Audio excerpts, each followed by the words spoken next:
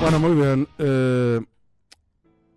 Hace tiempo que los argentinos estamos intentando ver cómo reconstruimos un país, no solamente desde el punto de vista productivo, económico, sino también desde el punto de vista institucional, democrático. Esa democracia que tantas veces hemos pregonado, que tiene que ser participativa, inclusiva, republicana, institucional. Si uno quiere darle todos esos atributos al sistema democrático, bueno, es muy probable que tengamos que recuperar la vigencia plena de los partidos políticos. ¿Cuántas veces se ha dicho ya hasta el hartazgo que los partidos políticos entraron en una crisis sin retorno en la Argentina?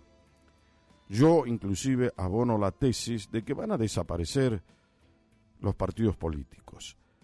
Pero no sé si es este el momento para hacerlos desaparecer, porque florecieron los personalismos políticos por sobre las estructuras partidarias. Eso se ha visto ya en las últimas elecciones, no estas últimas, sino ya por lo menos en 6 o 7 elecciones previas, donde hemos visto que los partidos políticos entraron en la crisis, se habló mucho de eso. Lo que por ahí no se sabe a ciencia cierta, ¿cuál es el diagnóstico que podemos hacer por el cual los partidos entraron en esa hecatombe, en ese declive? Y por ahí tiene que ver mucho con la acción política que desplegó el kirchnerismo, con la transversalidad política que dio origen ¿a qué? Al transfugismo político, el travestismo político. Allí comenzó la crisis de los partidos políticos. Cuando a mí me eligieron por un partido, yo terminé siendo después del otro, traicionando al electorado que me había votado, porque yo representaba algo, en la mayoría de los casos. En otros casos el electorado no se fija en quién era la persona, sino se fija a ver qué partido es, y ahí me encasillo yo. A partir de ese momento empezó la famosa crisis fuerte de los partidos políticos. Y digamos que los partidos que más fuerte fueron golpeados fue el radicalismo y también el justicialismo. Fueron los que más sufrieron la hecatombe de la crisis de los partidos políticos, porque a partir de ese momento, por ejemplo, en el caso del radicalismo, hizo una sociedad, un frente con el PRO, la coalición cívica, no sé si se acuerdan, el PRO, la coalición cívica y la Unión Cívica Radical, y terminaron formando lo que se llamó Cambiemos, que después fue cambiando de nombre y demás. El Partido Justicialista nunca terminó de digerir convenientemente lo que era el kirchnerismo. En un momento, cuando el kirchnerismo estaba, digamos, en el apogeo de su situación política, ellos mismos, de alguna manera, se encargaron de denostar al peronismo y decían que eran kirchneristas. Cuando ese apogeo se evaporó, entonces dijeron que eran peronistas y que el kirchnerismo era una versión interna del peronismo, como lo había sido el menemismo, el dualdismo y todas esas versiones que en definitiva conocimos los argentinos amargamente. Eso digo como para entrar en el clímax de qué es lo que quiero referir en la mañana de hoy y por qué me ocupo de eso, porque para muchos esto debería ser absolutamente intrascendente. Pero para mí, que lo veo desde un paradigma diferente, tiene algún ribete o alguna composición de importancia.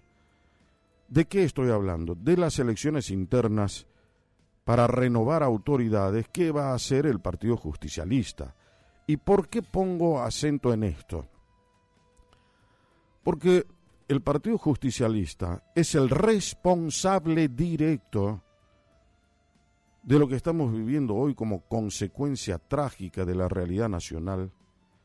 Es el partido que nos dejó esta herencia y en menor medida también Macri, con sus 4 años de gobierno. Pero si analizamos toda la secuencia, toda la película, bueno, el peronismo tiene evidentemente una trayectoria muy larga en haber gobernado el país y siempre ha tenido resultados negativos.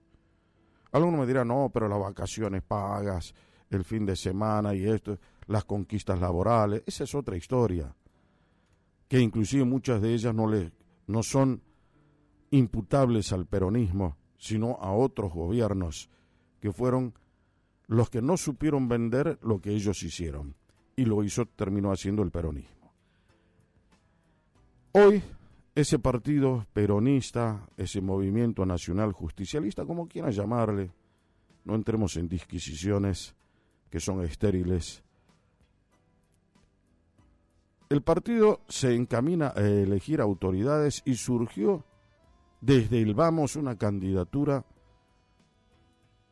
empuñada por Ricardo Quintela, un hombre del Partido Justicialista que había amenazado ya con renunciar a la gobernación de su provincia, que es La Rioja, si ganaba Milei. Claro que pedirle a un justicialista que cumpla con su palabra cuando se trata de renunciar al poder es muy poco ortodoxo, ¿no? No solamente que no cumplió, sino que utilizó la gobernación para oponerse y levantar una bandera de oposición desde La Rioja hacia el gobierno libertario de Milei. Allí acuñó el sueño de convertirse en presidente del Partido Justicialista. Un partido que a lo largo de este último tiempo supo de alguna manera poner en el escenario político una divergencia interna entre el kirchnerismo, que sostiene la cámpora, donde su jefe máximo es Máximo Kirchner, y el kirchnerismo, que sostiene por otro lado, tal vez, digamos, con un rigor o un matiz más especial, que es el que hace Kicillof en la provincia de Buenos Aires como gobernador de esa provincia. Esa interna amenazó muchas veces con hacer desaparecer a la propia cámpora. Inclusive Cristina Fernández no supo manejarla porque no logró que se extingan las diferencias, al contrario, se van profundizando. Frente a eso, Quintela seguía gobernando la provincia de La Rioja, apareció el famoso Chacho, una moneda espúrea lanzada por ellos en una provincia que logró su default, quedó mal ante los acreedores externos. O sea, todo lo que ha hecho Quintela en La Rioja está mal hecho, pero aún así pretende ser el presidente del Partido Justicialista. Porque si hay algo que nunca van a aprender los justicialistas, es a tener un límite. Es el límite que te fija la racionalidad, el criterio, el pudor político, para decir, hasta aquí puedo avanzar, sobre todo cuando tengo en claro los resultados de mis acciones políticas que han sido claramente negativas. Sin embargo, avanzan. Y la otra cosa es que ahora le apareció Cristina con una candidatura también a la presidencia del partido, pero dentro de la unidad, porque Cristina no admite tener que competir con alguien porque ella siempre cree que es superior. Claro que en otro momento del kirchnerismo nadie le hubiese puesto una candidatura o hubiese osado de alguna manera retar a una mujer como Cristina Fernández, donde se pone en tela de juicio su liderazgo político. Claro que Cristina esta vez enfrenta este reto multiprocesada, condenada por la justicia, con una condena que va a sobrevenir en los próximos 10 días, y además con esa condena que la inhabilita a perpetuidad para ejercer cargos públicos. Algunos dicen que ya está pensando en una candidatura para el año 2025. Y aquí viene la otra reflexión, ¿Qué grado de tolerancia tenemos los argentinos con estos políticos traviesos, pícaros, oportunistas, sinvergüenzas y delincuentes? La justicia argentina también tiene que dar explicaciones, porque los manda a su casa a cumplir las sentencias. Hay un abuso permanente de lo que es la famosa prisión domiciliaria, desde donde siguen operando. Es un reino construido para ellos en base a una legislación que no contempla la finalidad de la pena, que es la sanción, desvirtuando el derecho penal, que es eminentemente sancionatorio. A los señores se los exime de esa situación, se los lleva a su casa, reciben visitas. Acá, por ejemplo, lo tienen a un ex juez que va a jugar a la Loma, está preso, pero sin embargo va a jugar al fútbol allí en la Loma, y el señor está preso.